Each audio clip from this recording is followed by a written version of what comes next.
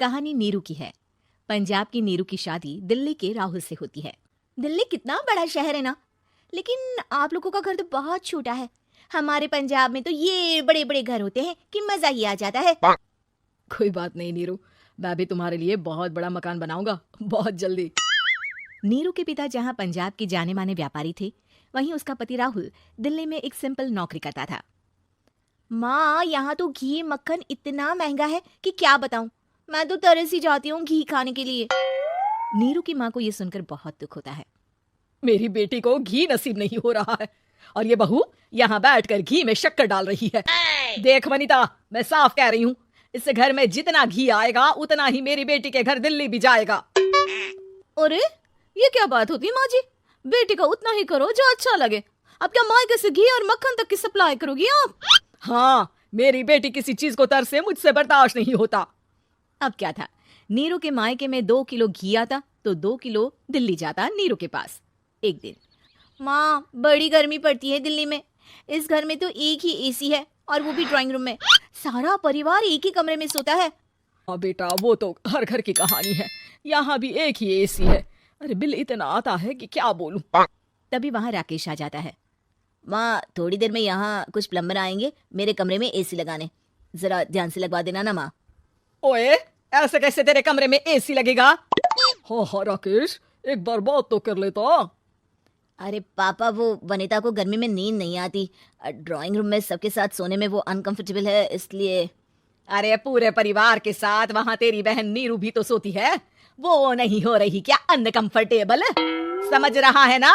अगर एसी लगेगा तो एक दिल्ली में तेरी बहन के कमरे में भी लगेगा, तभी तू लगा सकेगा। राकेश वनिता को सारी बात बताता है। वनिता करती भी क्या, मन मार कर बैठ जाती है। माँ, ये लोग ठीक नहीं है, क्या करूं मैं? अरे बेटी, यहाँ आ जा, तू यहाँ आकर रह ले। अरे छोड़ दे ऐसे पति को। कैसे छोड़ दूं माँ?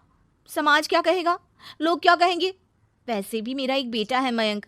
अरे हटा बेटा, तेरी उम्र ही क्या है, इतनी परेशान रहेगी तो काम कैसे चलेगा। खैर, बात आई गई हो जाती है। माँ को लगता है कि नीरू ठीक है, तो वहीं नीरू के मन में एक ही लाइन चल रही होती है, यहाँ आ जा। माँ ने तो बोल ही दिया है कि यहाँ आ जा। बस मयंक थोड़ा सा बड़ा हो जाए, इन गरीबों को छोड़कर मैं वापस माँ के पास ही चली जाऊंगी।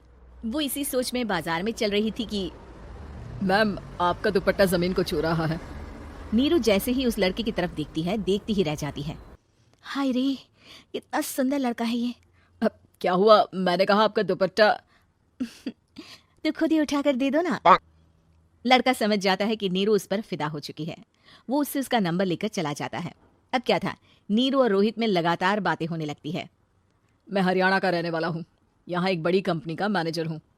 अच्छा, और कितने बच्चे हैं तुम्हारे? बच्चे? अरे मेरी तो शादी भी नहीं हुई है। तुम बताओ, शादी करोगी? नीरू शर्मा जाती है। अब लेकिन मैं तो पहले से ही शादीशुदा हूँ। मुझे फर्क नहीं पड़ता, बस तुम शादी कर लो, भाग चलते हैं। बहुत पैसे वाला हूँ मैं, हमेशा खुश रखूंगा तुम्हें। नीरू रोहित से मिलकर सारा प्लान बना लेती है और फिर एक दिन घर से भाग जाती है। दोनों शादी कर लेते हैं। शादी के बाद, क्या बात है नीरू, तुम्हें परेशान सा देखता हूँ, सब ठीक तो है ना? हाँ, सब ठीक है।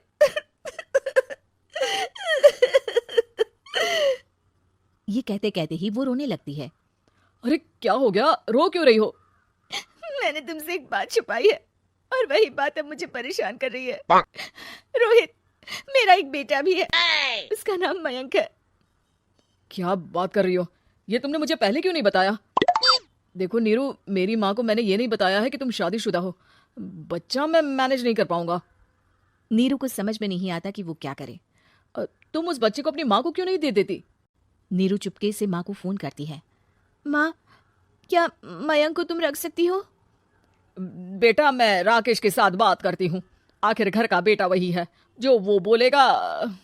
वैसे भी बेटा, तूने जो किया है ना, उसके बाद से पूरा घर तेरी बुराई कर रहा है। मैं भी अब किसी से तेरे लिए लड़ नहीं सकती। राकेश बेटा, नीरू ने तो जो किया बहुत ही बुरा किया, लेकिन मैं सोच रही थी कि क्यों ना मयंक को हम यहाँ ले आए। तभी वनिता बोल पड़ती है। वाह जी, ऐसे कैसे यहाँ ले आए? यहाँ क्या भंडारा भरा है? और जिस बच्चे की माँ ने नहीं सोचा, उसके लिए हम क्यों सोचे? नीरू को एक बार तो अपने बच्चे के बारे में सोचना चाहिए था ना। अरे लेकिन तेरे पास भी तो लड़का नहीं है ना वनिता। माँ, वनिता ठीक बोल रही है। कल को वो बड़ा होकर इसी घर का हिस्सा मांगेगा तो हम क्या करेंगे? माँ कहती भी तो क्या, वो चुप रह जाती है। वहीं नीरू का पहला पति कहता है, माँ, अगर आज भी वो वापस आ जाए तो मैं उसे माफ कर दूंगा। बेटा, गरीबी चीज ही ऐसी है, क्या करेगा। तू तो अब मयंक का सोच। वो बेचारा तो बिना माँ का हो गया। मयंक की खातिर तू दूसरी शादी कर ले बेटा। लोगों के लाख समझाने के बाद नीरू के पहले पति की शादी रिद्धि से हो जाती है, जिसके पहले पति से 2 बच्चे होते हैं। देखो जी, मैंने शादी सिर्फ बच्चे के खातिर की है। मैंने भी शादी सिर्फ बच्चों के खातिर की है। वहीं नीरू के दूसरे पति के मन में ये बात घर कर जाती है कि नीरू एक मासूम बच्चे को उसके खातिर छोड़ कर आई है। अब देखो नीरू, मुझे लगता है कि जो औरत अपनी कोख का बच्चा छोड़ सकती है वो तो कुछ भी कर सकती है। कल को तुम्हें मुझसे अच्छा कोई मिल गया तो तुम तो मुझे भी बाय बाय कर दोगी ना। नीरू को अब उसका दूसरा पति ताने देना शुरू कर देता है। तंग आकर नीरू उसके यहाँ से भागकर अपने पहले पति के पास चली जाती है। लेकिन ससुराल में क्या लेने आई है नीरू, मयंक को? नहीं सासू माँ, मुझसे गलती हो गई, मुझे माफ कर दीजिए। नीरू, अब वक्त खत्म हो गया है, मेरी शादी हो चुकी है। तो छोड़ दो ना उसे, हमारा बच्चा है। मैं आपको अपनी माँ नहीं मानता, मेरी नहीं माँ तो बात अच्छी है।